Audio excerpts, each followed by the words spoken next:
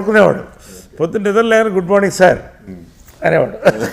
ఏంటి ఇదే కృష్ణ గారు పట్టండి అది. అక్కడి నుంచి నన్ను మోటివేట్ చేసేవాడు. అసలు పొద్దున్న నుంచి నన్ను మోటివేట్ చేస్తూనే ఉండేవాడు. అంటే ఆ సినిమా జరిగినంత కాలం చిన్న మూమెంట్ తప్పు వచ్చినా కూడా కృష్ణ గారు అలా చేయరు సార్, ఈ లెగ్ ఇలాంటిది హ్యాండ్ ఇలా చూపించేవాడు. సో ఇలాగా I had to work hard for the film. అంటే వాళ్ళతో నిద్ర లేస్తే మూమెంట్ చేయాలి. కృష్ణ గారు తెలుసు నేను చేస్తున్నానని తెలుసు, బట్ అంతగా తెలియదు ఇది ఏందనేది. సరే బాగా వచ్చిందని తెలుసు, చూశాను, రైట్, సక్సెస్ అయ్యాం. ప్రివ్యూ జరుగుతుంది మా preview theatre, Vijayakrishna preview theatre మెడ్రాసులో. కృష్ణ గారు విజయమ్మ గారు ముందు కూర్చున్నారు. నాకు చెమటలు వస్తున్నాయి వెనకాల. ఏమంటాడు ఆయన, ఎందుకు చేసేవి ఇలాగా అంటాడా. కాసేపు అది వచ్చిన తర్వాత ఊగిపోతుంది ఆయన చీరలాగా. ఎంజాయ్ చేసేసి ఆ సాంగ్ ఉంది కదా, నువ్వు నా ముందుంటే నిన్నలా, ఆ సాంగ్ ఆపి మళ్ళీ వేయండి అన్నాడు. నాకు ఏడ్చేసాను అక్కడ థియేటర్లో. మళ్ళీ వేయండి, ఇంకొకసారి చూస్తానన్నాడు ఆయన.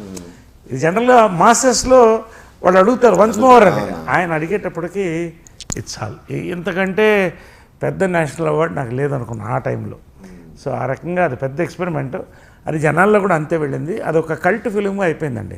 ఇన్ని సంవత్సరాలన్నా కూడా తరతరాలుగా. వంశీకి పెద్ద క్రెడిట్ ఇవ్వాలి, ఆయనకి, పెద్ద వంశీకి.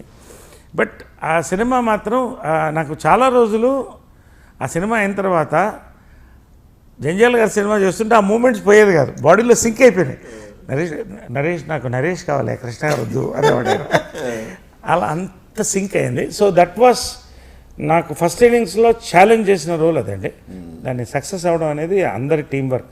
వంశీ, అదే డైరెక్టర్ వంశీ, తర్వాత ఆల్ మై పీపుల్. లాస్ట్లో అబ్బాయికి మంచి వాచ్ గిఫ్ట్గా ఇచ్చాం, డబ్బుతో పాటు చిన్న వాచ్ ఇచ్చి థ్యాంక్స్ చెప్పి గురువుగా. సో అంత వర్క్ చేసాం cinema. I remember that experience.